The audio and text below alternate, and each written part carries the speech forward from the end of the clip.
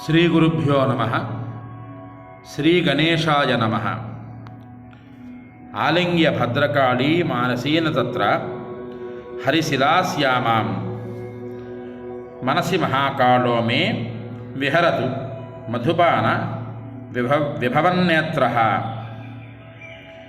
శ్రీపురంనందరి ఉన్న ఉద్యానవనంలో ఇంద్రనీలమణి వలె నీలవర్ణ శరీరం కల భద్రకాళీ దేవతను కౌగులించుకొని ఆలింగనం చేసుకొని కూర్చున్న మహాకాలుడు. అలాంటి రమణీయమైన సుందరమైన ప్రకృతి పురుషుడు నా మనస్సులో సదా సంచరించుగాక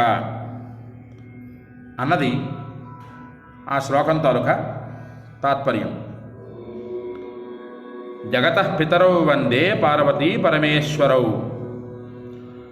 జగత్తుకి మాతాపితరులైనటువంటి పార్వతీ పరమేశ్వరుడు నా మనస్సులో ఎల్లవేళలయందు సంచరించుచు సకాలంలో సద్బుద్ధిని సద్గతులను నాకు కలిగించుగాక అన్నది ఆ శ్లోకం తాలూకా ఆంతర్యం. హరి ఓం. స్వస్తి.